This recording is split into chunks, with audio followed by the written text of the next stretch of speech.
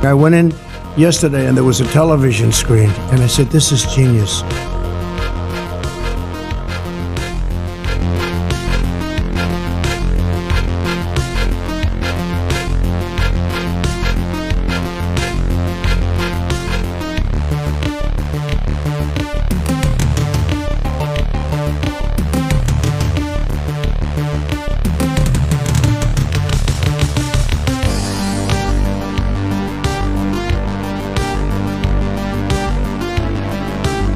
Running against the worst candidate in the history of presidential politics puts pressure on me. Could you imagine if I lose my whole life? What am I going to do? I'm going to say, I lost to the worst candidate in the history of politics. I'm not going to feel so good. Maybe I'll have to leave the country. I don't know.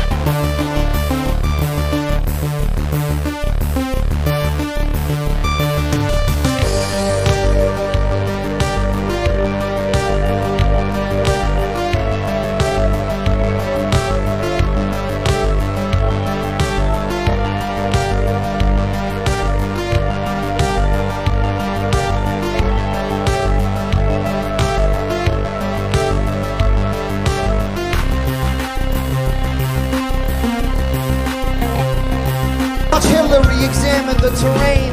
Watch a campaign with the man Tim Kaine. Tim Kaine in the membrane. Tim Kaine in the brain.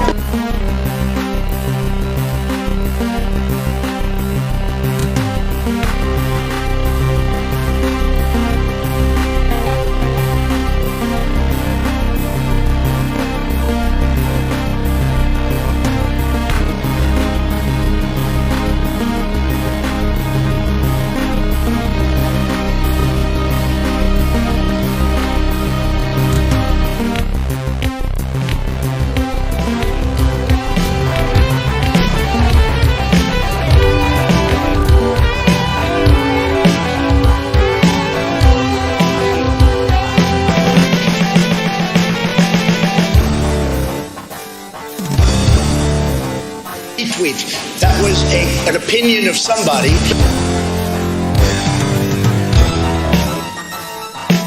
And then they have cans of soup. And they throw the cans of soup.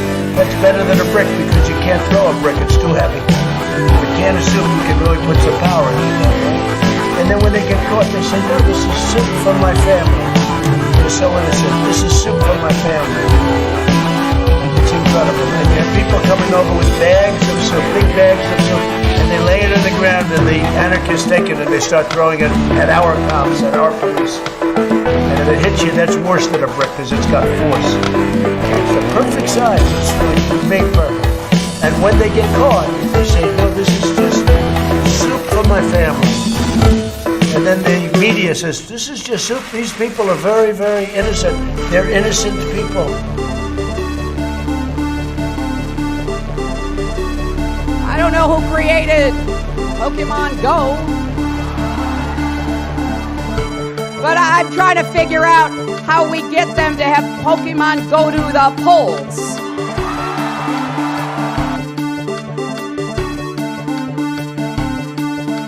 $7 million for reef fish management, $25 million to combat Asian carp, $2.5 million to count the number of amberjack fish in the Gulf of Mexico.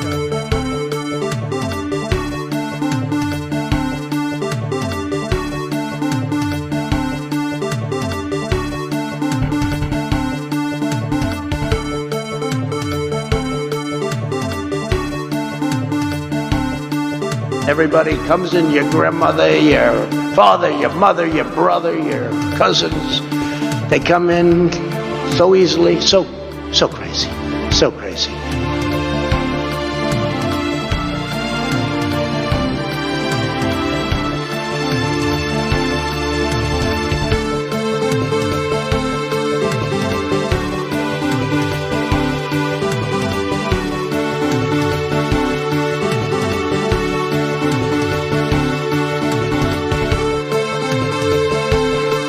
After his alleged meeting with the Burmese executives.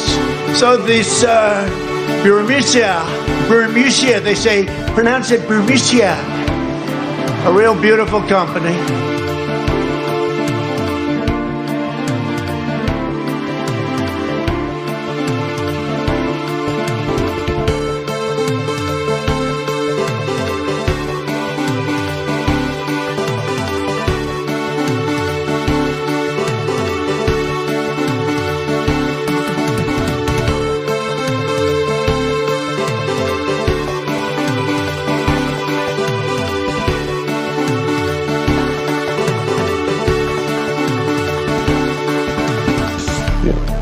I eat extra sharp. That's what I eat. Is this thing on? Testing. Testing. Testing. Folks, got a show today, comma, doing a show. Welcome to the program, folks. It is International Women's Day here. You know, I'm in between nations. I am international. I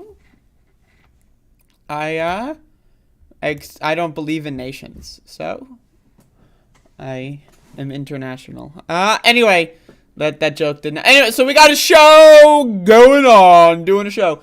Folks, I would like to celebrate International Women's Day 2022 by consuming a beverage. So here we have Habanero Vodka, and I'm going to consume an unknown. I'm not going to measure it. I'm just going to like pour as much as I want in here. Folks, this is how I'm going to start my day. International Women's Day, folks. So this is what we do here. This is how we're celebrating. So this has been soaking in here for about a month. So let's see.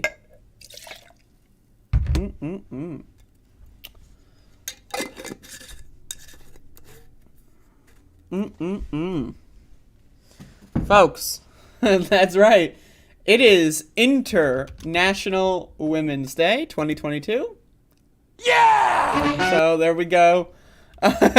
Doing the show. So this is very spicy. It's very spicy. I've got some lemon seltzer here. Will we be reviewing clips of our favorite girl bosses today? No, you're just going to be viewing the stream, actually. And I'm your favorite girl boss. That's right, I'm your boss. Yeah. Never had that type of vodka before. Is it any good? I don't know. Let's try it.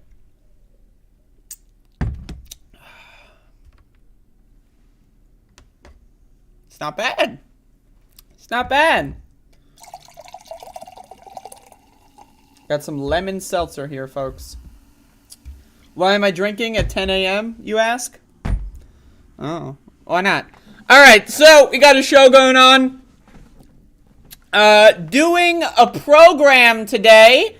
So folks, soaked one habanero in here for about a month. This is, I don't know. I forget what brand of vodka it is, but it is regular, unflavored, triple distilled. Anyway, got a show going on, comma, doing a show. So we got a show. It's happening. Wait. Okay. Doing a show. Today, I'm gonna drink my coffee.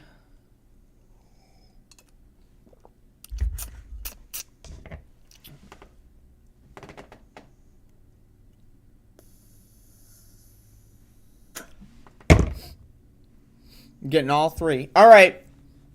Lamb chop is trending. I don't agree with that. All right. So my apologies, folks. I haven't been editing my clips lately.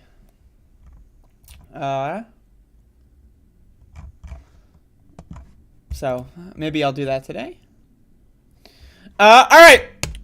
Starting today's news off, the United States, to my understanding, in America, last time I checked, is going to ban Russian oil imports. The move, which is likely to push energy prices even higher, comes as the administration increases sanctions pressure on the Russian economy. So, all right, so yeah, so this is the thing. Now, personally, I just want to say, like, we need to understand that Russian oil in the U.S. is a very small amount. Very, very, very small amount. I read online that it's like 5% of oil. So this shouldn't theoretically really have much of an effect on the price itself. Though, again, we have to understand that prices, money in this country and in the world is fake. I know a lot of people don't understand this. People wonder why I'm pro cryptocurrency. It's because cryptocurrency is openly fake money, but then people go like, oh, well, the dollar is real money. The dollar's not real. The dollar doesn't mean anything, right? It's all fake. The economy that we participate in, it runs on vibes. It runs on vibes, So, again, the U.S. announcing a ban on imported Russian oil, if this, if the ban happens, it doesn't take place today, right? It's not like the supply today is going to be altered in any capacity. And so, again, prices, gasoline prices have been skyrocketing in this country for the last couple of months, and any more excuse for companies to just rake up their rates is going to be an excuse that they will take, okay? So I just wanted to throw this out there. Let's read a little bit of this article. This is from NBC News. Washington, the U.S. is expected to announce its banning of imports of Russian oil as soon as Tuesday. Two sources familiar with the matter told NBC News the move, which is likely to push energy prices even higher, comes as the administration increases sanctions pressure on the Russian economy over the war in Ukraine. Folks, if we really wanted to stick it to Russia, we would become a green and renewable energy-based economy. So I just want to be very clear. This would not really end up affecting the price. In the invisible hand supply and demand style of the way the economy works. But again, our economy is we're running on vibes. So you're probably going to see increased gas prices because of this. President Joe Biden is scheduled to deliver remarks from the White House on Tuesday morning. Is that today? Is today Tuesday? Oh, shit. To announce actions to continue to hold Russia accountable for its unprovoked and unjustified war on Ukraine. Earlier in the morning, Shell announced it would immediately stop buying Russian crude oil. Folks, the best way to get at Russia would be to make the EU and the United States become a renewable-based energy infrastructures. But anyway, we'll see if that happens. I just want to say, I agree with this. Fuck the Russian economy when it comes to oil. Fuck oil in general. So I just want to say, I do agree with this. It's not like regular Russian civilians, have all of their fucking, life savings in like oil stock shares, So it's like, I'd say I'd rather go after oil than like Visa and fucking like MasterCard shit that's going on in Russia. But anyway, that's, a whole nother scenario. Yeah, so there you go. Apparently Biden's going to speak at some point. Whatever. That's right. The United States apparently no longer recognizes Juan Guaido as the president of Venezuela. So that's interesting. Apparently that happened like a month ago and I missed it. So shout outs to Biden for that, because that's genuinely pretty good.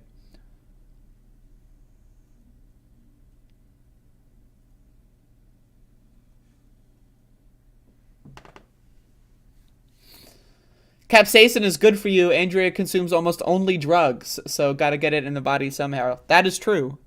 That is true. That is very factual. Hello, not me?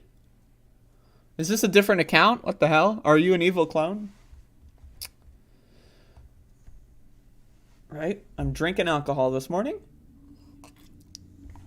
That tastes really good with the lemon seltzer. All right, so we got doing a show today. Got a program on International Women's Day, folks. It is International Women's Day! Yeah! That's right. International motherfucking goddamn Wait. Yeah! So there you go. International Women's Day coming at us live. 16's charged in drive-by shooting. Oh, shit. Biden to issue executive order on cryptocurrency. I will cover that when there's more info on it.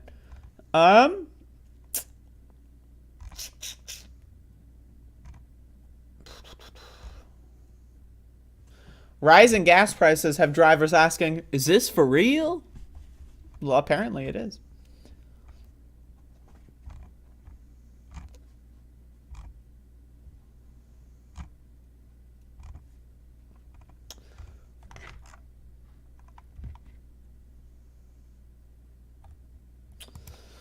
All right, we got a program today.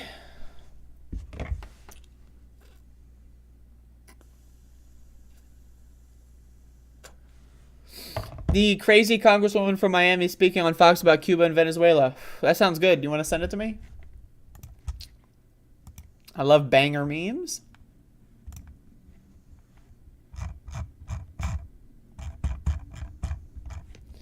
All right, folks, here we have some interesting information here. The New York Police Department arrested someone in presumably New York. The Manhattan District Attorney investigates this arrest. A homeless advocate was apparently arrested in New York, and it was under some very curious circumstances. So let's read. The Manhattan District Attorney's Office is scrutinizing the NYPD's arrest of an advocate for homeless people on charges that prosecutors swiftly rejected, the Daily News has learned. This is from nydailynews.com.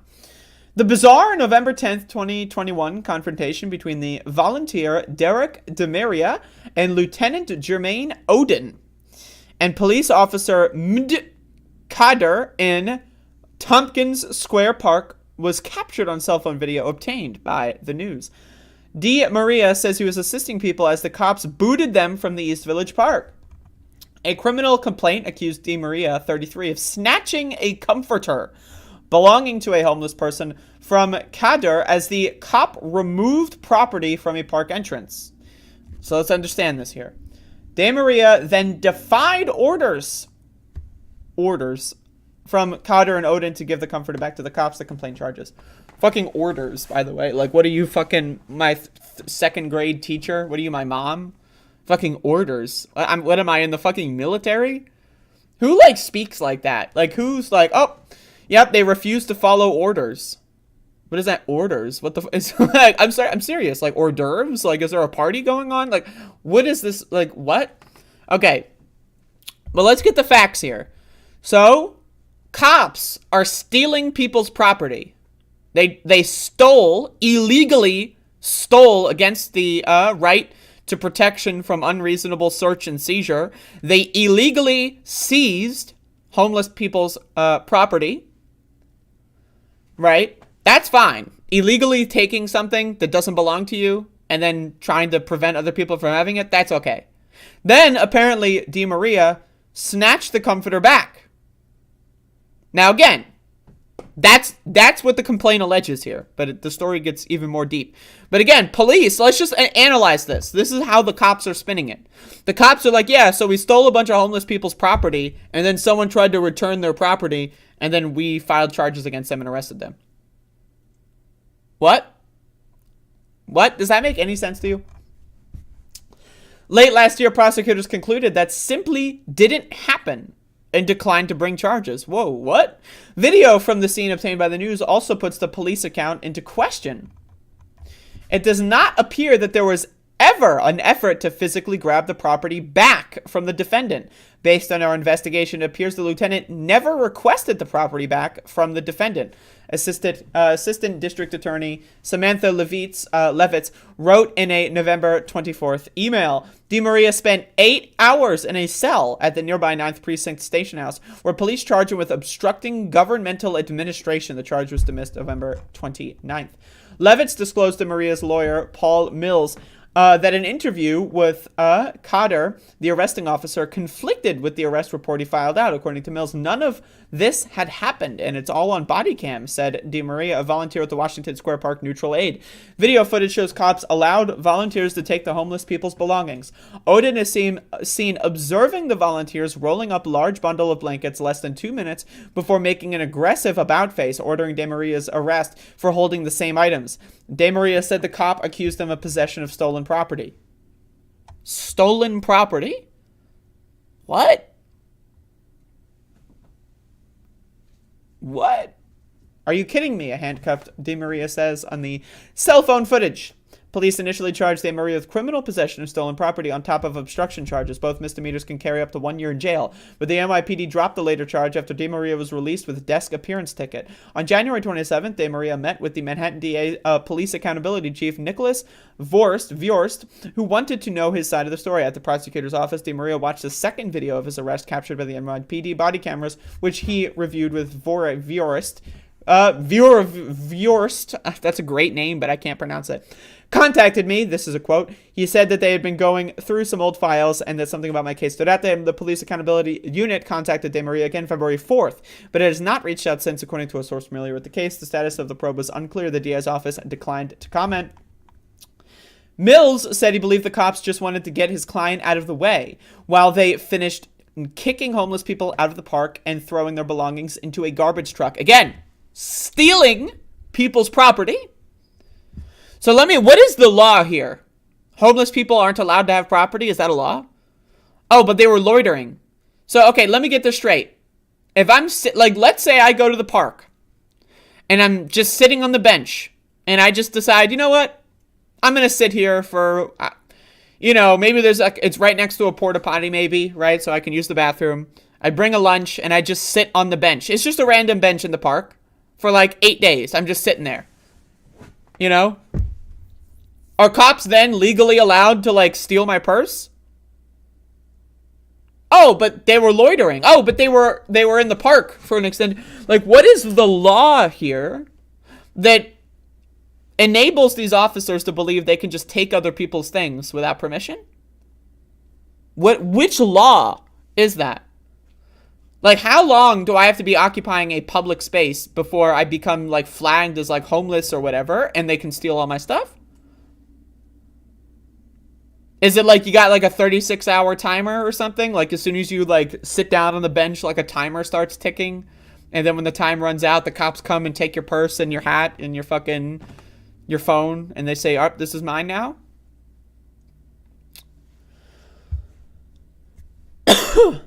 Police and prosecutors routinely bring charges that have no foundation and they have no intention of prosecuting, said Mills. Now, again, I want to talk about this in relation to my situation last year when I was protesting against police shooting. The state has the ability to charge you with anything they want, and they don't have to pay for it, right? When you get charged with something, you have to hire a lawyer.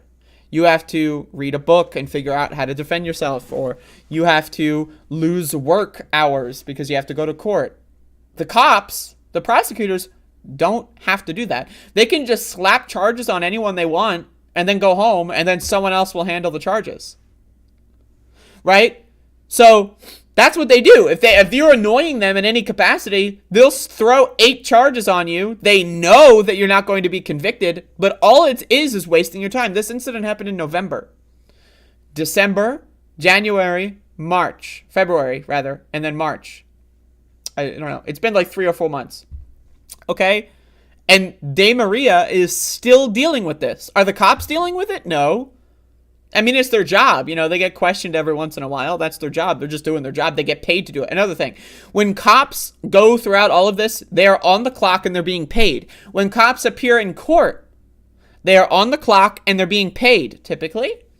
Right? So I need you to understand, right? They get paid to fuck with you. And then when you go to court, you have to pay them. You have to pay court fees. You have to hire a lawyer. You have to lose hours at your job. And it's not fair. It's not equal at all. right? And so I dealt with this firsthand last year. I like, you know, several months of my life was like spent on the phone with lawyers and dealing with, you know, going to court like 3 times and waiting there all day for like 9 hours. And then they, you know, it's just like, it's a waste of your fucking time. Right? Like when I was going through my court thing, right? I had to go in at 9 a.m., right? And then I wait there. I sit there and wait, right? For, you know, the cop who's charging me with bullshit to walk in 10 minutes before the case starts. Again, I have to be there for 5 hours. I have to get up early and walk to the courthouse and sit there for 5 hours. So the cop comes in on the clock and then like continues the case or something and then walks out. For them, it's like 10 minutes. They're getting paid to do it, by the way, because they're on the job. And then so I had to go to the courtroom, waste 5 to 6 hours of my life just to get told, all right, come back in a couple months. What? Oh, by the way, we're not going to pay you. By the way, you know, like assuming I had like a regular job or something. Now my job knows I'm going to court and I've got like criminal charges against me, so I'm probably going to get fired. Right? And again, that's what it is. It's all intimidation. Cops will just intimidate people for fun and entertainment. And again, they're on the clock. So for them, it's just they're getting paid to do so. And they don't have to deal with the consequences. They don't have to sit in a courtroom for 8 hours and waste their whole day without pay. They don't have to do that. They get paid to walk in right before the case goes, say what they need to say, and then walk out. And again, they're on the clock. They get paid to do so. So I just need people to understand this is the tactics police use. They will just do this against anyone. And again, it's hilarious to me that cops are going to charge this person with possession of stolen property when they themselves, the cops, are the ones who stole the property. That's hilarious. So fuck the cops in this instance.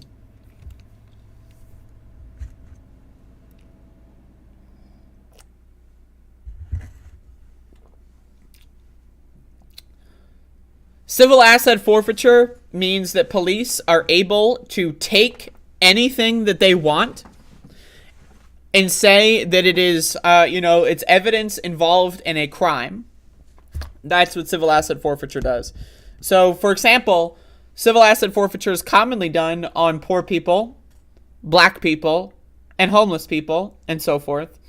When I used to live in Washington, D.C., and I'm familiar with many people that said the cops would stop them in the street, then seize like their wallet, right? Like take the cash out of the wallet, put it in their pockets, and then give them a slip that says, if you want the money back, you have to come, whatever, you know, with a lawyer, and you have to win a case. So that's the thing. It flips the innocent and guilty by default. It flips them. So now if you want that $60 in your wallet back, you got to hire a lawyer, which guess what? Probably costs more than $60. Then you got to waste hours of your life that you could be spending working at your job and making probably more than $60, right? Going to the police to get it back through the proper channels. So what they do is they bank on the fact that poor people, minorities, homeless people, etc., don't have access to the money for a lawyer or don't have the time to go to court for months and months and months over something like $50 or $60. And so they take it, right? And they spend the money on coffee machines and like a new toaster oven for the break room. Because again, it's not the money itself, like the serial numbers on your bills, right? That's not what they stole. They stole the money and that goes into a pot. If they pay you back, it's not like they're going to give you, hey, just a little tip. Know the serial numbers in your wallet. If a cop ever steals your money and then you sue to get it back and they don't give you the same dollar bills, technically they've not held up their end of the bargain. But anyway, so what they do is they put it into a pot and let's say you do win the case and you get your $60 back.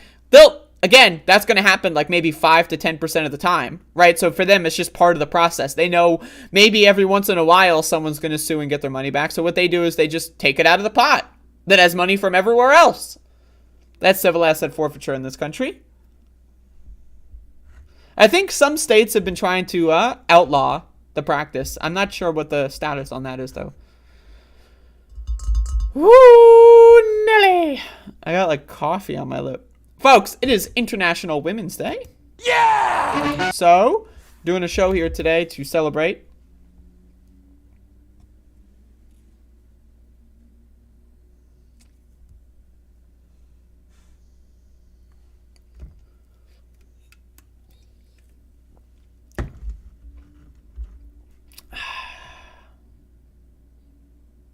LSD swabbed onto cop car door handles. Oh my God. That is such a good idea. Oh, that is such a good idea. Oh my God, that is such a good idea. How have I never heard of that before? Oh, Lord have mercy. That is an excellent idea. Wow. Wow, that's a really good fucking idea. Anyway, folks, speaking of good ideas, let's get into the news.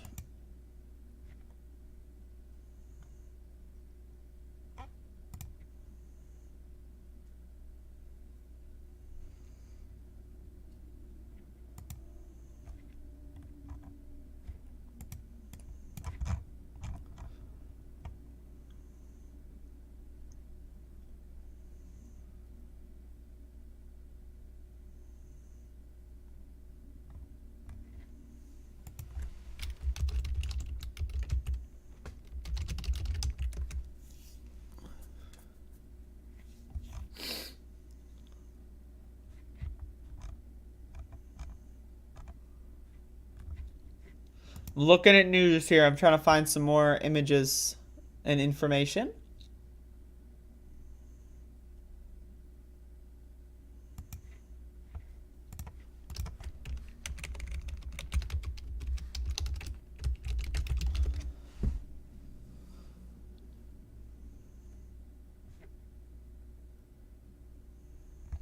Okay. So, y'all, there's some stuff going on in New York that I found on my timeline that I think is really cool. And so again, it is International Women's Day, and there's a lot of women participating in this demonstration. So what we have here in Manhattan, and I've got some videos here as well, is mass demonstrations for groups that feel like they are excluded from, proper working conditions, payment, for example, a lot of gig workers are classified as like contractors and not employees, so they don't get the same worker protections with the companies that they work for. They are employees, but they're just technically classified as contractors. It's the same thing with like delivery people and so forth. So there's some mass demonstrations going on in Manhattan, some videos here. And trying to basically bring awareness to this issue and more, especially, and again, its intersection with immigrants. Immigrants are afraid to potentially, get full-scale employment. And, because if they do, then, again, ICE might be told and they might be deported from the country. So immigrants are often taken advantage of in similar systems. And again, it's a big problem. So I saw this in my feed this morning and I want to share it because it's super cool to see this kind of stuff. And, again, it's a big problem. The little loopholes, and again, we think about things like child labor laws and, there's loopholes that, Wisconsin's now like doing mass hiring practices for like 14-year-olds, right? There's always loopholes for all of these like things that we consider to be worker protections, like a 40-hour work week or whatever being standard. There's always like there's employers that will give you 39-hour work weeks, so you don't classify as a full-time worker, right? And that's why we need to expand worker rights in this country. We need to just basically get rid of like the gig worker kind of carve-outs. They're full-scale employees and they need to be treated as such. But again, so we're seeing some cool videos, some cool photos here of them marching through Manhattan, going on the bridges, and bringing awareness to an issue that I think is super cool. So I just wanted to point at that too. Again, International Women's Day. There's a lot of women here, and it's their day, so.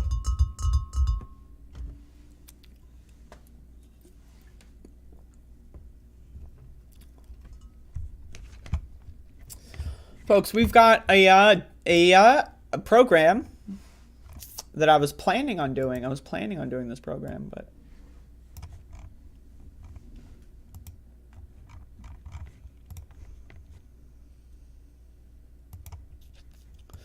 so this is actually super interesting. Marjorie Taylor Greene, you may recoil in fear upon hearing that name, had some very profound things to say in regards to the Russian invasion of Ukraine, in the lead up to that invasion. Marjorie Taylor Greene said, war and rumors of war is incredibly profitable and convenient. First of all, shouldn't it be R?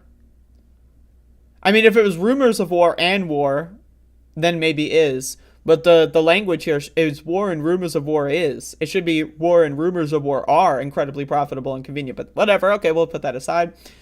And just like that, the media now has a lie to use as the reason for our shattered economy and out-of-control inflation. What a sad existence it must be to shill for globalism and America last politicians.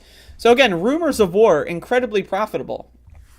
Well, it turns out that the day before she tweeted that, she invested in Lockheed Martin, which has gone up approximately 20%.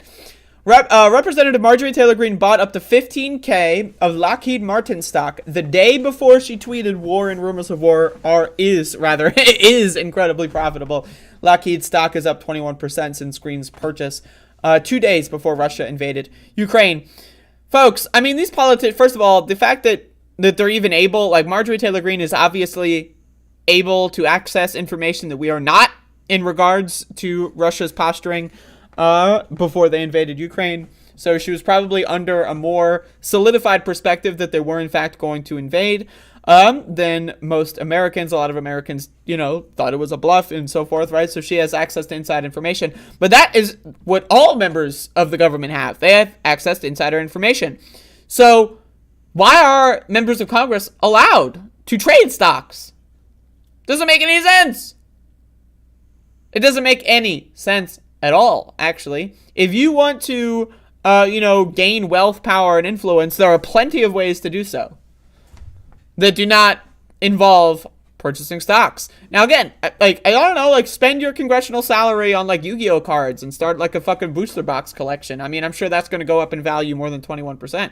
But anyway, again, this whole thing, and then, of course, the right-wingers do it. Right-wingers love to talk about corruption. Oh, the Democrats are corrupt. They're so corrupt.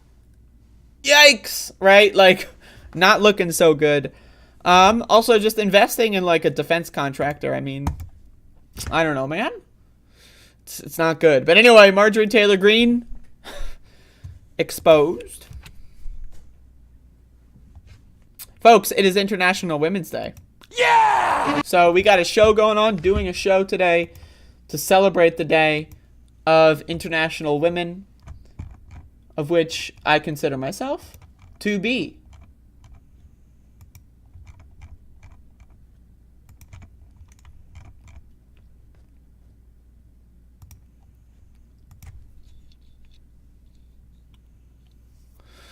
Didn't it used to be illegal for them to trade stocks? Possibly. Not in my lifetime, though.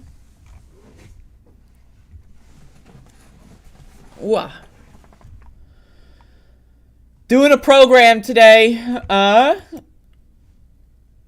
Of course, I am alive. I'm continuing to live.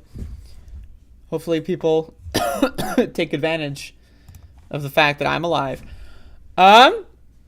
And let's consume some more of this Habanero Vodka. Not a Russian vodka, by the way. Because Russian vodka is apparently only 1% of vodka consumed in the U.S. is actually made in Russia. So, I don't know. Did y'all see that big pour out? Everyone was dumping all their vodkas that were made in Russia. And it turns out that all of the vodkas they were dumping were not made in Russia. So they just look stupid. Yep. Anyway, doing another story here pretty soon.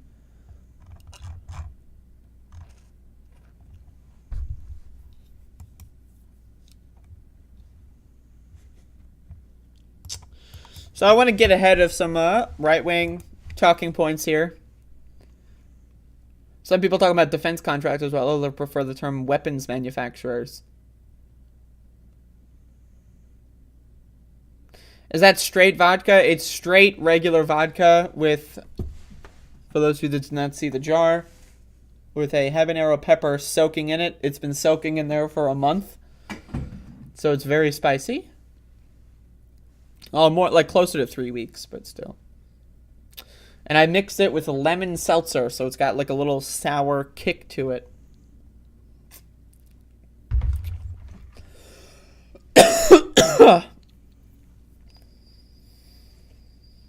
Holy mackerel. Woo! Alright. Oh, there it goes.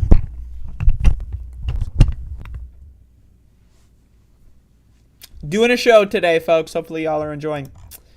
So, Lauren Boebert tweeted this, and this is not necessarily indicative of Lauren Boebert, but more what the right-wing talking points are going to be in response to the Biden administration announcing that the U.S. is going to stop importing Russian oil.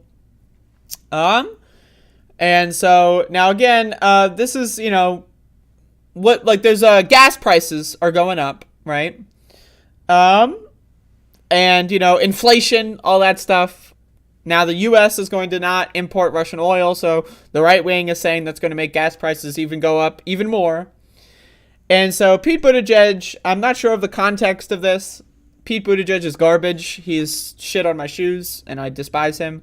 Daily reminder that Pete Buttigieg lost the Iowa primary and then just declared victory, Trump style. He just declared victory, Trump style. That's crazy. And liberals fell for it. Now he's falling upward. He's failing and falling upward, Pete Buttigieg. But anyway, he said this, and obviously, you know, the right's going to prey upon it, regardless of the context. So let's go into this. Clean transportation can bring significant cost savings for the American people as well. Last month, we announced a $5 billion investment to build out a nationwide electric vehicle charging network so that people from rural to suburban to urban communities can all benefit from the gas savings of driving an EV. So, now again, in this clip, he's just kind of talking about the benefits of electric vehicles. So again, it's widely purported out of context. But again, this is a talking point that the right's going to use. And it's a good one. It's a good one. Like, this is a good, like, this is a pro, like, poor talking point that the right wing's going to use. Now, obviously, Lauren Boebert and the post-millennial, obviously these people do not have any care or possible care for working and poor people at all. But they will weaponize what working and poor people care about to get votes, especially because the midterms are coming up. So they will posture and pretend. Again, the right wing, the Republicans, held all chambers of government, right, in 2017 and 18. So anything that they're saying that they're going to do if they gain power, ask why they didn't do that or those things during 2017 and 18. Right? So, now again, Laura Boebert says, how many people have a spare $56,000 for an electric car? What about charging costs? This is not a realistic solution. And she's right to say that. Now again, she is not providing any solutions at all. But it is a fair point. Again, electric vehicles are expensive. A lot of people can't even afford a new car, gas-powered or electric-powered, right? So this is why, in my opinion, we should, first of all, in my opinion, we should get rid of cars. We should get rid of roads. We should do what some of the major European cities are doing and turning every city into a 15-minute city. What that means is grocery stores, doctor's offices, everything is in a 15-minute walk from your house. Get rid of cars. Use all the road spaces and beltways for apartments and, housing complexes and more stuff like that. Anyway, fuck roads, fuck cars. But, all right, we have cars in this society. What should we do now, right? You know, we're not going to get out, like, let's be honest, America's not going to give up their car anytime soon. Okay, so what are we going to do? What should we do as a government? What should the government be doing here? Now, they should not be doing what Pete Buttigieg and Joe Biden want to do and just say, all right, we're building more charging stations, go buy a car.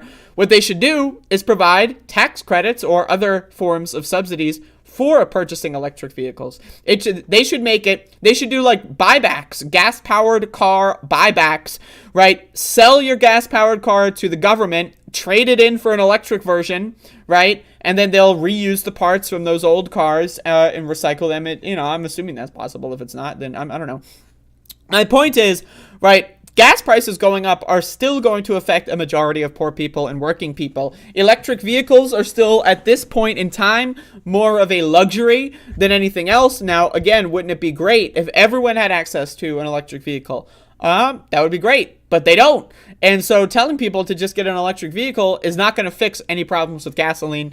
Not to factoring in also the cost to manufacture electric vehicles also requires gasoline and oil when it comes to getting the raw materials across the world, right? So we need to get rid of oil-based economy all over the world here.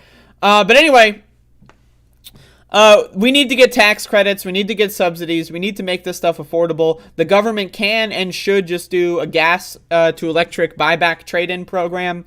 They should do that with guns too, in my opinion. But hey, whatever. Anyway, but again, the right is going to try to get out ahead of this with the pro-worker position, the pro-poor person position. But again, it's important to understand that they have no solutions. They offer you nothing. The last time Republicans were in power, guess what happened? They gave corporations massive tax breaks, massive tax cuts, and fucked you in the face. Okay? And not in like the good dick way to celebrate International Women's Day. But we're talking about like, you know, like with a baseball bat with nails on it, like the bad way. You don't want to get fucked that way. So again, it's very important to understand Republicans are lying at all times. Now again, Democrats lie too. Democrats lie as well. But, you know, I just want to throw that out there again. Republicans are going to try to take hold of this narrative, and Democrats are just really bad at this. Like, it seems like Republicans are going to just win this one because Democrats aren't acknowledging the issue that most people can't afford an electric vehicle. I mean, most people can't afford a new car. Most people can't afford a new car, let alone a used car, let alone, like, you know, or a used electric vehicle or any, like, you know, so this is a massive problem. It's going to continue to be a problem. It's the poverty cycle, right? It's easier for me to pay smaller increments of dollars now on gas, right? Even though it would be cheaper in the long run to get an electric vehicle, right? But you need to have higher amounts of cash on hand up front. So that's the poverty cycle. You have to pay more money because you're poor. Because you can't accumulate money, you end up spending more money. It's more expensive to be poor in this country than it is to be, like, you know, middle class. And why? It's because of things like this. So, you know, another example of Democrats failing at messaging and Republicans somehow coming out ahead of it. And that's not good for anybody. But what is good today, folks, is the fact that it is, in fact, International Women's Day! Yeah! So, folks, hopefully y'all are enjoying the program today. Again, my apologies for not editing the clips. You know, I've been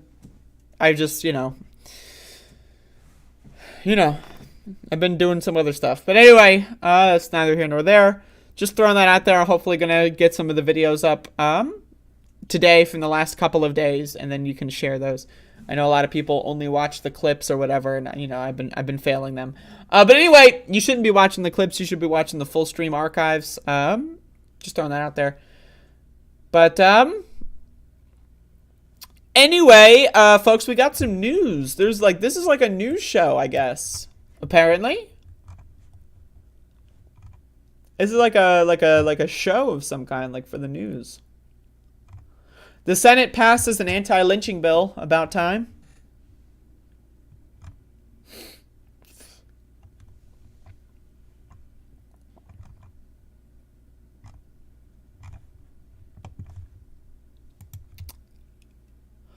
How am I liking the new Doom map? It's okay. The speedrun of the One Humanity level is extremely frustrating because if you watch the run, you'll see that there are a lot of very thin platforms. There's a lot of very thin platforms. It's very much so like Doom 2's 24th map, the Chasm. There's a lot of very thin fucking platforms. And they are annoying as fuck, right? So the speedrun is like, not only do you have to like get really lucky with not like getting shot and like hit because you're on these small platforms and you can't maneuver around things, right? But then you have to just like not fall the fuck off, right? So it's very frustrating to speedrun. It's very frustrating to speedrun. I will say that much. But you know, what are you gonna do?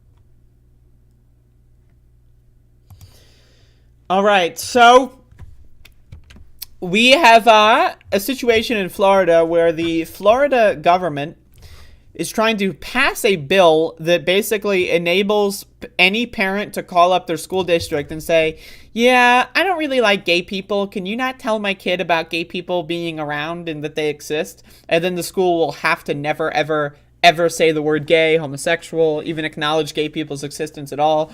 Or throughout history, just they will pretend that gay people never existed, just like the Nazis did. Reminder, why are gay and trans people so controversial right now? It's because all of our history was destroyed by the Nazis in the 1920s, 30s, and 40s. Again, the book burnings. The right loves to talk about book burnings, right? What books were they burning? They were burning research journals, medical journals on trans people, stories about gay people, queer history. That's what they were burning. That's what they were destroying. For those of you that don't know, Nazis not only did this in Germany, they, again, as they gained power, and especially in the early days of Nazi power, they would have people go around all across the world. Literally, I shit you not. Now, again, anyway, the story here I'm going to talk about is massive students walking out in protest against this Don't Say Gay bill. But real quick, let me tell you some more history. They would have Nazi, archivists go all around the world to find and target queer history and destroy it. That was one of their jobs. There were employees, right? Soldiers of the Nazi regime in the 20s, 30s, and 40s, right? Those people went across the world to places like Egypt, destroying queer history. They went around the world to places like in South America, like in India, in some places in Asia, and like more in like China and stuff, to destroy queer history as much as they could. Again, this is a pre-internet age. This is why book burnings aren't as much of a thing anymore, because now things are infinitely copyable. But in the 20s, 30s, and 40s, if you destroy enough queer history, it's gone. It's gone. It's done. No one will ever know about these stories ever for the rest of time. And that's what we have to live with. We have to live with the idea that there was bubbling queer history all across the world for thousands of years. You can see some examples of trans people in cultures dating back tens of thousands of years, gay people in cultures dating back tens of thousands of years. Why is there a big gap all of a sudden? It's because of religion. Now again, religious zealots like the Catholic Church also did this. And we can talk more about the comparisons between religion and Adolf Hitler and Nazism. But again, this is what they do. They censor and destroy queer history. And now, again, this is like the modern iteration of that. So we have the internet now. So again, these kids are all right. When I was in school, I'm only 25. So I mean, this is, 10 years ago, things were not like this. 10 years ago, gay people, trans people were the butt of a joke. If you were gay, you'd get mocked and harassed. Now, I mean, it still might be that in a lot of places. This is a shining example of the opposite of that. But now a lot of younger kids are very accepting of queer people, and that's great. And so I want to play this clip here of, again, students in Florida schools did a giant walkout. They said, fuck this shit. We're going to say gay. I mean, that's basically what it amounted to. I played a clip on the show of somewhere in Texas, I believe, an anti-trans legislator, was being trolled by students in Texas. They were all saying, fuck you, fascist, while the guy was trying to give a speech of some kind.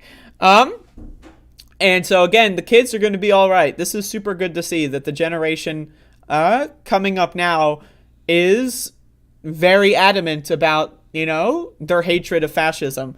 And that's good. And the government of Florida is trash and it's garbage. Again, the spokesperson for Ron DeSantis, right, the press secretary, the spokesperson for the governor of Florida, called anyone who's against the bill a groomer, which basically means that translates to pedophile. They called any opponent of the Don't Say Gay bill a pedophile. So by that logic, are all of these kids pedophiles? Apparently, according to the government of Florida, the office of the governor of Florida, apparently everyone in this video is a pedophile. So, again, right-wingers they're on the wrong side of history. They always have been. But it seems like history is finally catching up. And it seems like people have had enough of this garbage. And so, again, I just wanted to shout out the kids here. Because they're just, it's great to see. It's like, as a queer, it's very good to watch. Let me tell you.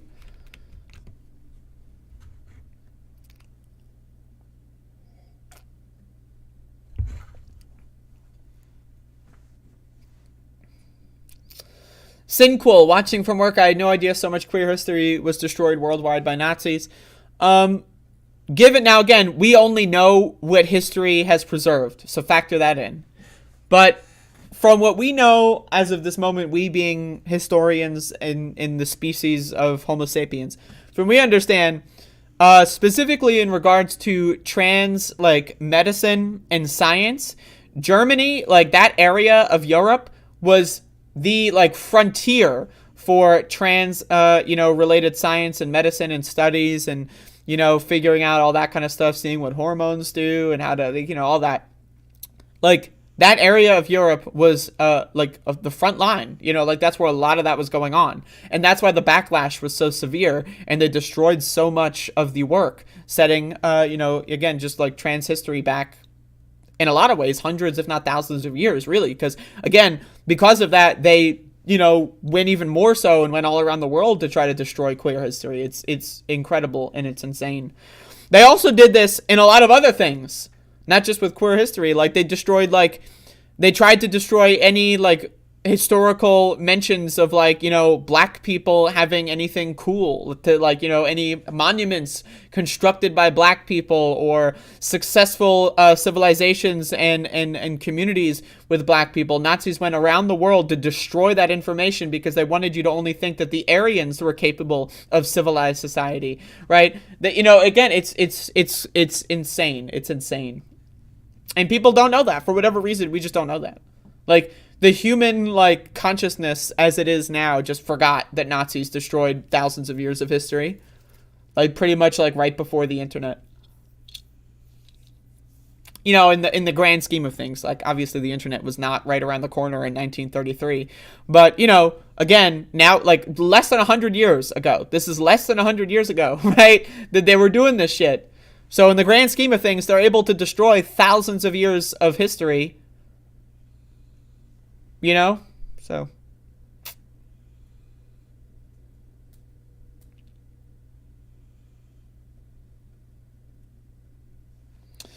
Goddamn Jason McKibben.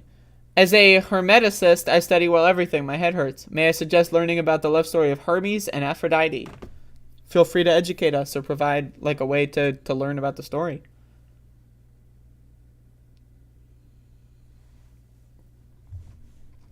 Folks, it's International Women's Day. Yeah! So, we're doing a show here to celebrate.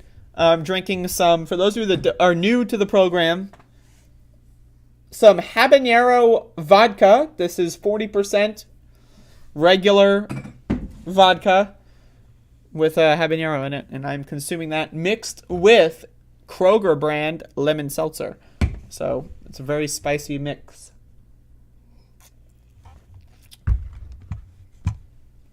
Wow, it is, like, very spicy, though.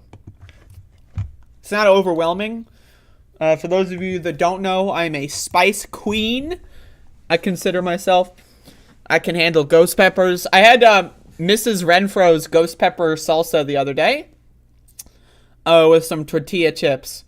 And goddamn, let me tell you.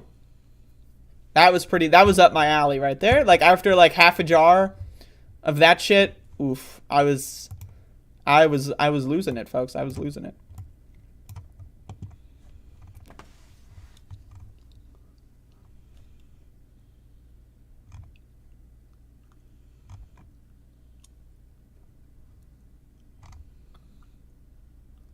Satellite images show activity at North Korean nuclear site.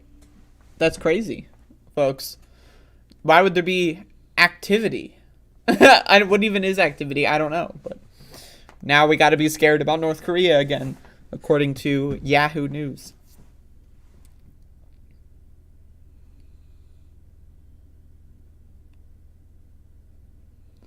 Men adapt the status quo to get lucky.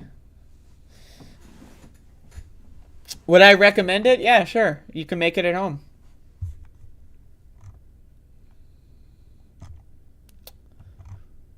Oh, you mean the Mrs. Renfro's ghost pepper salsa? Oh God, yeah, but that's gonna fuck you up. I'm gonna tell you, like, cut that with like some regular, like, mild salsa from somewhere else, and maybe it'll be fun. But if you are not capable of handling spice and you try that ghost pepper shit, you will die. Cause I was dying. Like, I started to cry. You know, like, tear up a little bit. Now, to me, I like it. I love the sensation of spicy food, like the burning in my mouth. You know, it's a great, like, it's an addiction to me. I've got, like, you know, every food that I eat has to have hot sauce. It has to have a spicy component. It's how I live.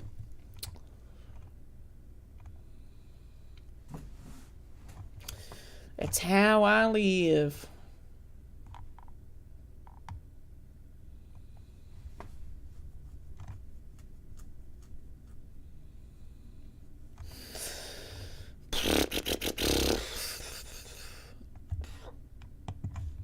Folks, did I pierce the chili for more heat? Yes. It's been pierced. Folks, if you haven't already done so, apparently I'm sitting really low. If you haven't already done so, apparently according to NPR anyway, you can now order free COVID tests from the government again. So does anyone remember, like, okay, like, let's get a little bit of a timeline here. So before the Omicron surge, Jen Psaki was like, what are we gonna do? Give people free tests? And then there was like 1 million cases a day for like a week and a half, 2 weeks. And then Jen Psaki was like, I guess we're gonna give the people tests. And then they're like, in a month! Right, so the Omicron wave goes, right? It's like mid to late January, right? And then people they order the tests. And then I got my tests like a week and a half ago. Like, so then it takes a month for them to go. Apparently only half the country even ordered any tests. So now they're just giving away the rest of them that they have. I mean, that's good. Order more tests. If you are listening to this, put a reminder on your phone. Put a reminder, like, if you have a pen nearby, write it on your hand. Order more tests. Because with restrictions easing, the possibility and the likelihood of another big variant surge coming. And also, it needs to be understood that the Omicron variant, the Delta variant are still out there, right? Those haven't gone away, right? It's just that the cases are at a very stable 50,000 a day or something, right? So, okay.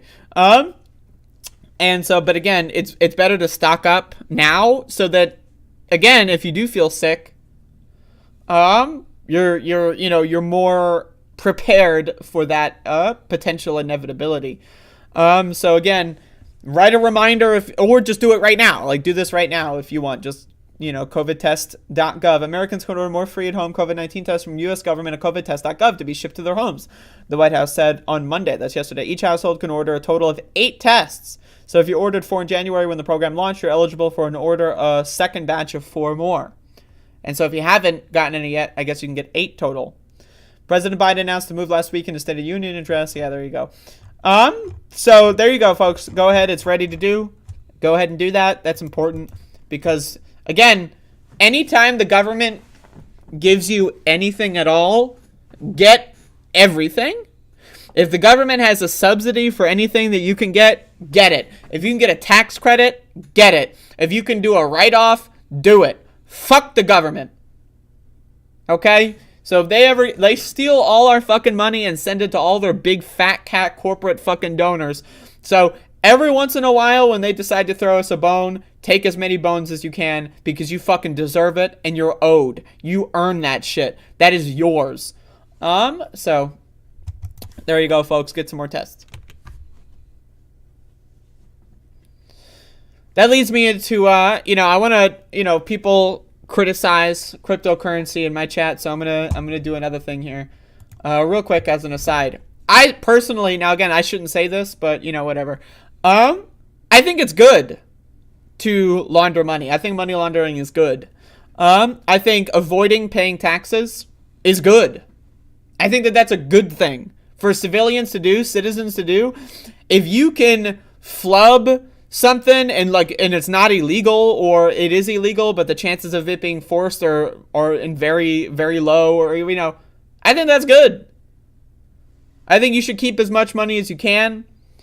We do not live in the society where taxes go to the government and the government gives us cool stuff. We live in the society where we are all paying higher tax rates than the rich. I say fuck that shit. If you can manage to hide some of your wealth in meme coins, go for it. Fuck the government, fuck taxes. That's what I'm saying. So crypto is going up because of the war. That is not true. Crypto is severely down, so that's not even remotely accurate. I plan on wearing my mask forever. I look way better covered up. Lol. I am fugly. Not even mad about it. I had a great run. God damn, this motherfucker's fugly. I, on the other hand, not so fugly. I'm actually highly attractive. Folks, speaking of which, it is International Women's Day! Yeah! So, there you go, folks. International goddamn. So, it's just one screen to order the test. Yeah, in fact, I'm going to post a link in here. Get your goddamn tests. People, seem to be afraid of, government handouts or, welfare or whatever. Get as much as you can. If you can qualify for food stamps, get that shit. If you can qualify for, rental assistance or, light and energy assistance or something, get that shit. If you can qualify for any of those programs anywhere, ever, at all, get that shit.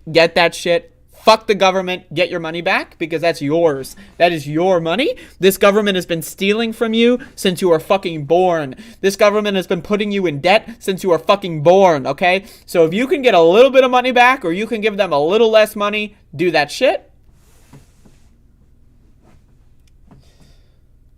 I know it's a libertarian slogan, taxes are theft, but again, if I lived in fucking a government that actually did cool stuff every once in a while, maybe Denmark or something, where at least I can get some health care, I wouldn't mind paying taxes. I think taxes as a concept are good. But in the United States of America, fuck that shit. Fuck that tax shit. If you can get away with it, fuck it. Fuck it and fuck 'em. That's my principle. None of us are rich. No one listening to my show is rich. The rich need to pay their fucking fair share. You shouldn't pay a higher fucking tax rate than fucking Elon Musk. Just saying. Anyone that thinks otherwise is a fucking cuck to the government, as far as I'm concerned. Hide your money. Hide as much money as you can.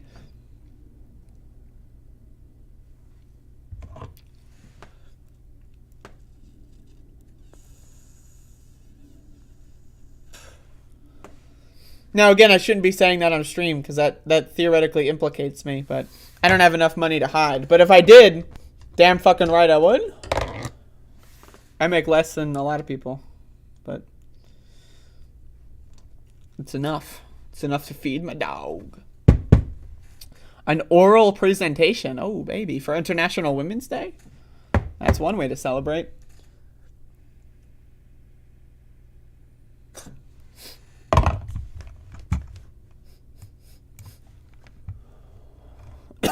Oh, yeah.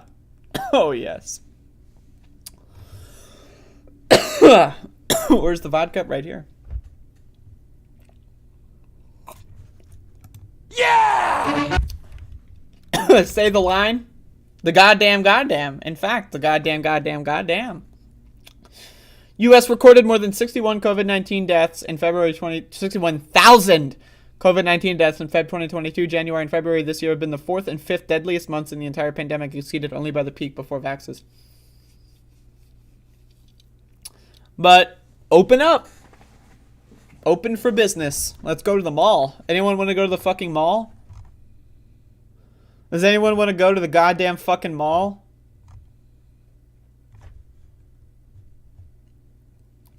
Let's go to the mall. Let's hang out with a mask out. Gonna go to the mall. Reminder, folks, if you're eligible for the 4th shot, the 2nd booster, I know that that's going to be a thing soonish. I think I'm going to be eligible probably next month, maybe a month later. So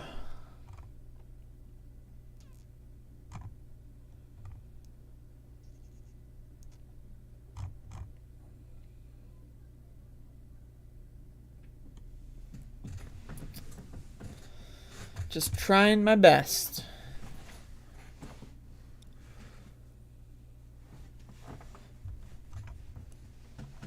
Oh.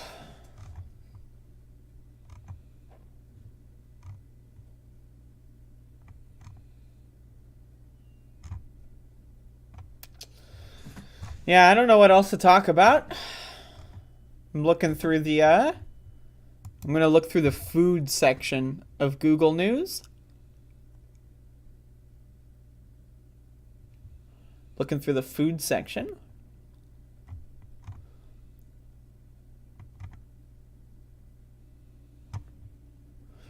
Looking through the food section and seeing what the studies are saying.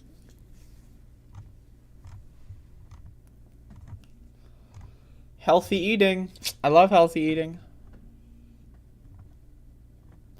Oh shit. Alright, let's read this one. I love providing the food news on this show.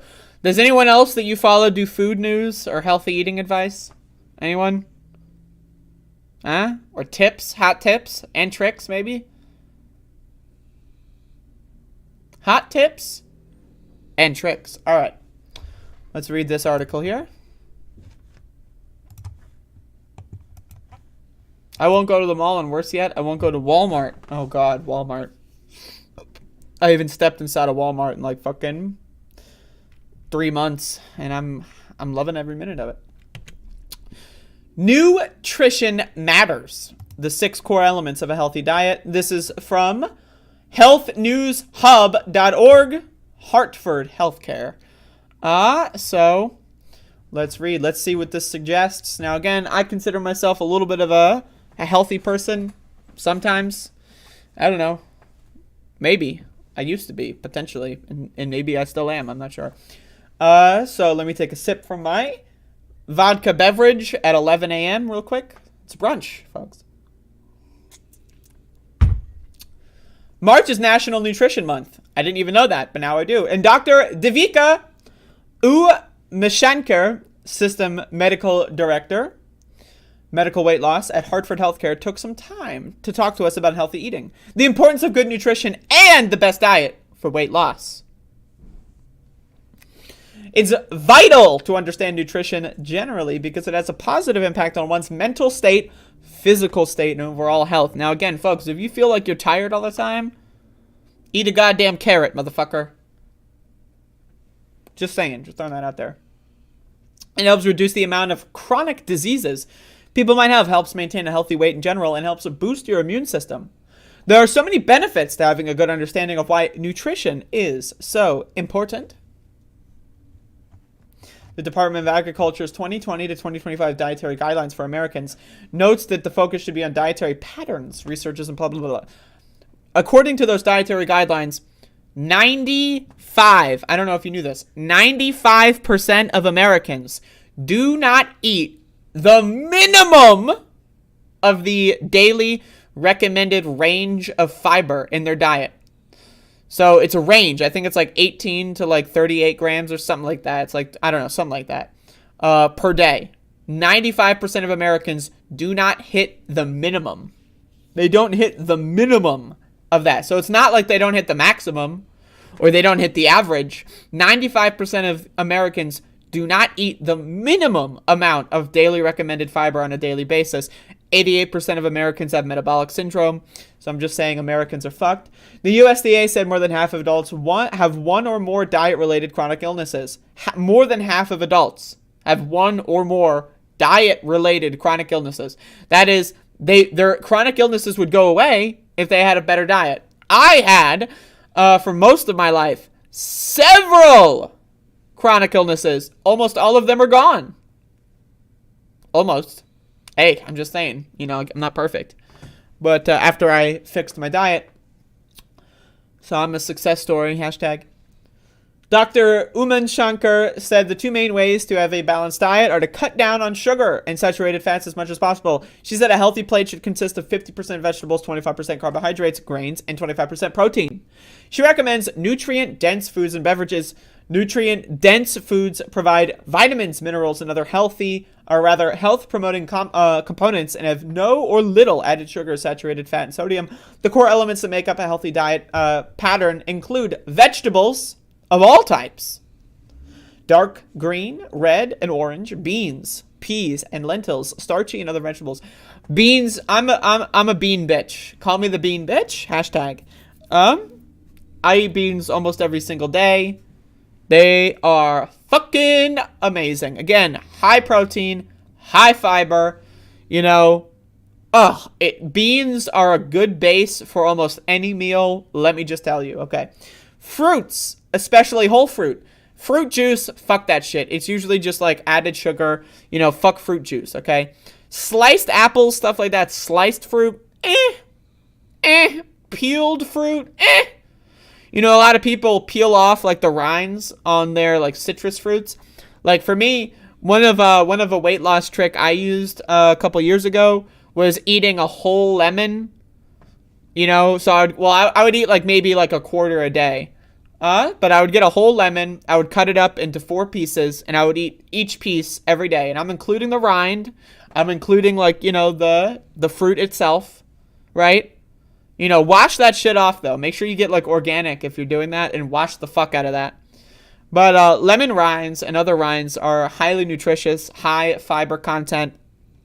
And the lemon juice speeds up your metabolism, and you know, it's just good. So I recommend eating whole fruit like that. If you're eating an apple skin, I recommend apple skin. But again, wash your fruits because, you know, this country sucks.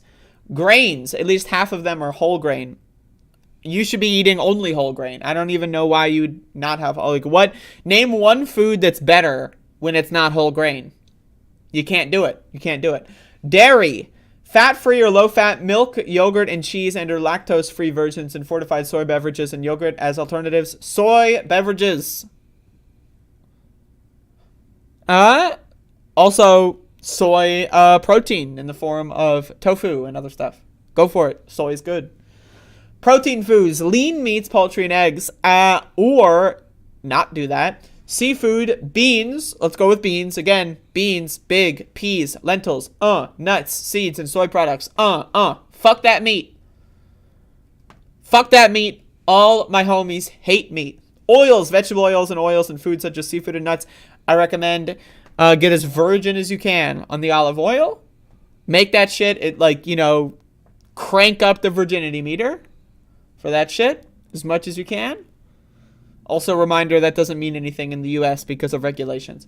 But anyway, so that's some good tips. I agree with Dr. Devika Umashankar. You know, I agree. And again, International Women's Day. So shout outs to, you know, the women out there, the health experts. Yeah! Just saying. So there you go, folks. Some tips and tricks. Did someone mention PS1? I pirated PS1 games, so my Game Shark was actually a thing that let me open the tray as well. Yeah. Multi-purpose. Double freeze and then double thaw your tofu. I've never done that before. What is the supposed benefit, Patty?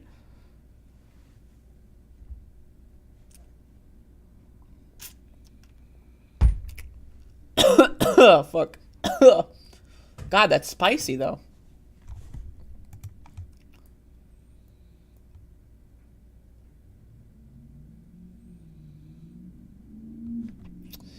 Yep, Catherine. Goddamn.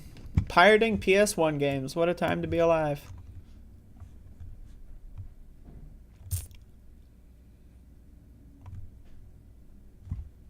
You know what? This is a good potential article. I like this. Tofu is fantastic, and it's so versatile. I highly recommend tofu. For those of you that don't know, in fact, I have a PS1 game right here. So let me demonstrate this. Hold up. Let me demonstrate this. Let me demonstrate this. Whoa, whoa, whoa, whoa. Hold up. My camera fell. Again, reminder, folks, I use a PS1 game as a makeshift tripod. So I got this game right here. This is a game. I use this on my tripod. Also, by the way, yeah! That's where the sound effect is from. So for those of you who don't know how Oh, the game's not in here. The game's not in here. It's in my PlayStation. I forgot. Never mind. Also, this long box was already broken. Don't worry about it. I bought it broken. Never mind. Show and tell's over. I forgot the game's in my PlayStation, so... Never mind. Never mind. The show's ruined. Alright. Doing a show. But anyway, like, the inner part of the disc has the security thing. Right? So when you burn a game, it doesn't have that.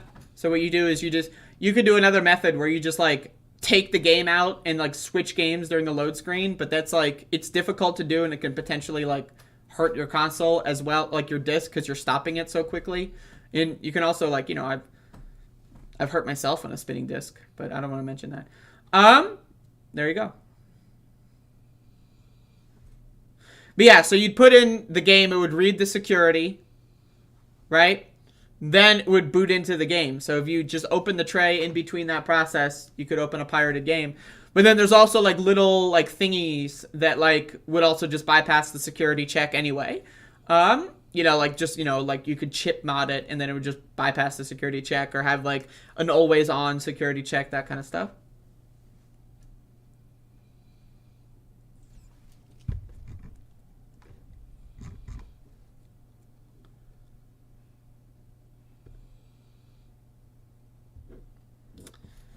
Freezing tofu gets the water out instead of pressing it. Really? Okay. Freezing or pressing isn't necessary to cook. Interesting. I always squeeze it.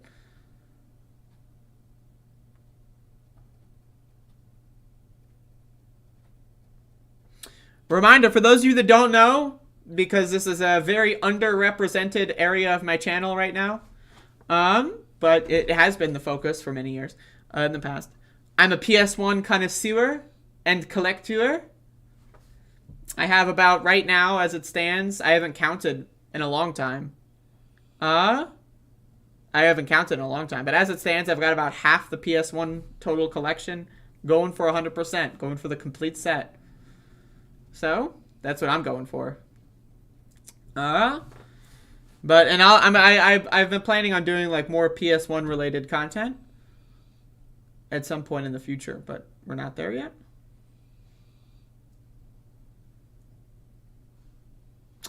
All right, folks, let's get into some news. McDonald's. Huh? McDonald's, huh? Anyone? McDonald's. Fuck them. McDonald's quiet on the Ukraine war. Has more exposure to Russia than any other U.S. fast food chain. Can I get a big old fuck McDonald's? Can we get that in there? Okay. Look at these motherfuckers. Fuck McDonald's. Not only is McDonald's poison, it destroys communities. It runs local businesses out of business. It's poison, right? First and foremost. It provides shit working conditions, shit wages, shit food, and it's bad for you. Fuck McDonald's. And they're a corporation. They fuck up the environment with their goddamn meat consumption. Fuck McDonald's. It's unhealthy poison. U.S. fast food chains have limited exposure to Russia and Ukraine, but McDonald's is under the most pressure, according to a new report from the Bank of America Securities. McDonald's, which owns a large majority of its restaurants in Russia, a large majority? Is that over 50%? How is that possible? So I don't think that is proper wording. Which owns a large amount of its restaurants in Russia, has been quiet about the Russian invasion of Ukraine. The company declined to comment to CNBC on Monday. They're sitting on the fence. Other restaurant companies have avoided greater exposure to Russia and Ukraine because most or all of their locations in the countries are operated by franchisees. while those restaurants generate less revenue for the franchisor, it also means that a significant economic downturn in either country is less likely to dent the company's overall results. Rather than face consumer or government backlash from either side of the conflict, both franchisor and franchised restaurants could point to their local ownership, even if the chain is based in the U.S. First of all, can we talk about how silly it is that we're looking at McDonald's? McDonald's, sir, how do you feel about the Russian invasion of Ukraine? Like, what? Like, that's already very bizarre. But also, fuck McDonald's, so fuck them. Since opening its first location in the Soviet Union 32 years ago, I wonder what happened around 32 years ago. Like, does anyone know what happened? The Soviet Union 32 years ago. Hey, I'm just wondering, what happened to the Soviet Union 32 years ago? McDonald's. Then, 6 months later, right, whoops, McDonald's has grown its footprint in Russia and Ukraine to more than 900 locations. Those restaurants account for 2% of its system-wide sales, roughly 9% of its revenue, and 3% of its operating income. So in other words, it's nothing. It does nothing. Okay. The Chicago-based company has shrunk its ownership from 100% to roughly 84% of restaurants in Russia since the Kremlin invaded Crimea. Okay. In 2014, after Russia was hit with sanctions in response to its Crimea invasion, there was a perceived negative reaction to the country level, against American companies, including McDonald's, whose Moscow restaurants it closed for sanitary violations. Now that I believe, I'm just saying, I don't believe. I don't believe much of what the Kremlin says. I'm going to go ahead and say that they're probably not too far off. Bank of America securities analyst Sarah Senator wrote in a new note to clients on Monday. The franchisees operate the rest of McDonald's Russian footprint. So basically, this is the leave it up to the states version, but like with corporations, they're leaving it to the states. So let's see what some other stores and brands are talking about. Starbucks, on the other hand, generates only about 5% of its system-wide sales from Europe. According to Senator, the coffee giant hasn't paused operations in Russia, where all of its cafes are run by franchisees. CEO Kevin Johnson condemned the Russian attack on Ukraine and vowed to donate royalties from its Russian business to the humanitarian causes in Ukraine. Okay, so that's good. Yum Brands, which owns Taco Bell, KFC, and Pizza Hut. Taco Bell is the only fast food I eat, though I haven't had it in a while. Has more than 1,000 restaurants in Russia that account for roughly 2% of its system-wide sales. However, the vast majority of those locations are franchised, so the revenue that Yum receives through licensing fees is much smaller. And and they said, like so many across the world, we are shocked and saddened by the tragic events unfolding in Ukraine, and we're focused on the safety of our employees, franchisees, and partners in the region. Yum said, that's not that good of a statement. We're focused on the safety of our employees, franchisees, and partners. Who are the partners? That seems like a both sides kind of thing. The company added that it is too early to discuss the impact, but it is monitoring the situation very closely. I'm glad that they're sitting back and assessing. Its foundation is donating $1 million to the Red Cross in okay, so that's good. Domino's Pizza, Burger King owner. All right, so there he goes. There's some more info. But anyway, fuck McDonald's. Anything that fucks with them in the press, I'm down to signal boost. Fuck them.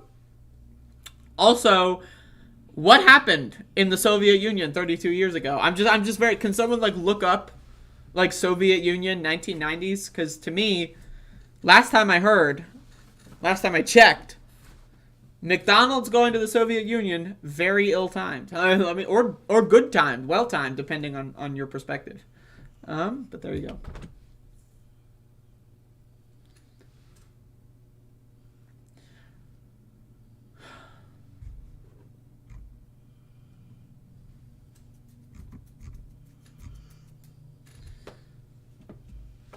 Ooh. I am stretching my back. Woo! Alright, I think that pretty much sums up the program for today. Once again, folks, today is International Women's Day. Yeah! So for those of you wondering why I'm so low, it's because I'm sitting. So it is International Women's Day. Yeah! How big is my PS2 collection? It's not that big, but I've got a sizable amount, maybe a couple hundred games. But it's like demos and other, you know, not just full games, you know.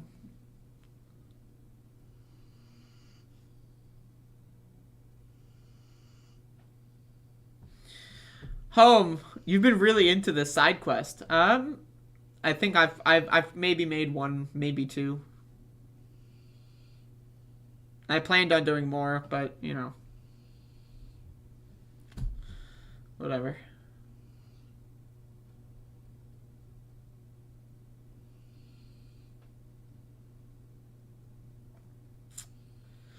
What is this channel, says T? That's a good question. Also, I realized I've been in Top Chat the whole time.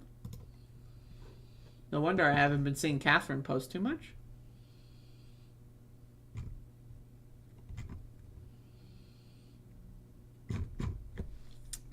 Silent Hill is my favorite series. Silent Hill is great. Another game that I have on my makeshift tripod is Silent Hill 2. Hold up. Huh? This is right next to me. I'm looking at the spine for this game all the time when I'm doing my show. Is the game in here? It is. Look at this.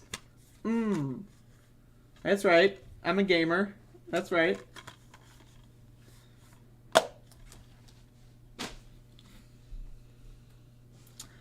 Anyway, y'all, it's just a bunch of friendly people. Oh, yeah, I was being asked a question. What is this channel? That's a good question. I watched this program, and then you'll have the answer, I think. Stay peachy, everyone. I'm not, you know, peaches are good, but definitely not my favorite fruit. But they're good. It's my side quest, too. But my life doesn't revolve around me. It's going to take a while. Oh, shit. All right, wait, hold up. I just realized it's goddamn International Women's Day. Yeah! So, anyway, y'all have a great one. I will see y'all tomorrow.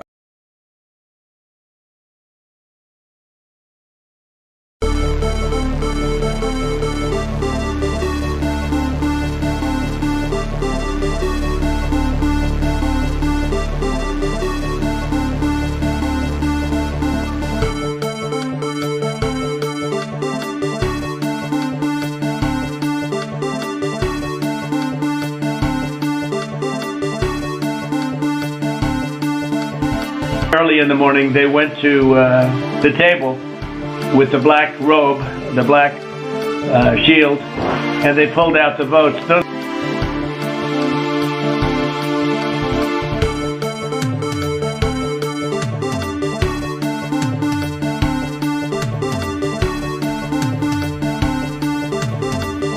And then they have cans of soup.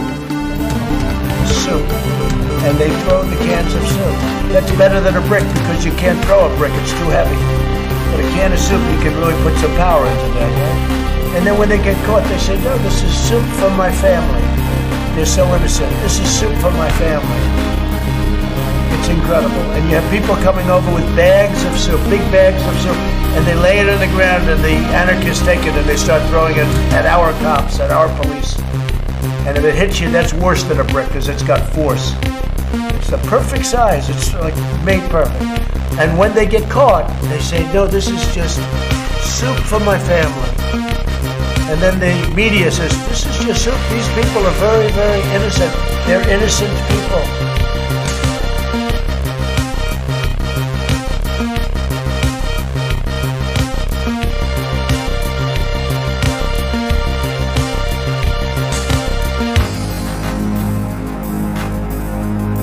I went in yesterday and there was a television screen and I said, this is genius.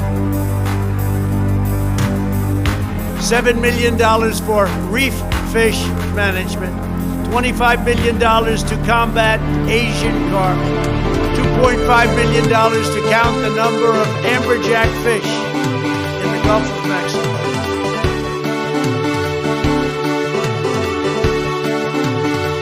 In case you don't know, and you haven't seen the latest polls, the American people hold the President of the United States in contempt. They hold this institution in contempt. They hold the Republican Party in contempt.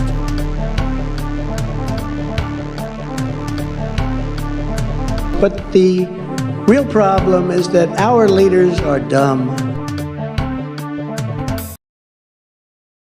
Get your words straight, Jack.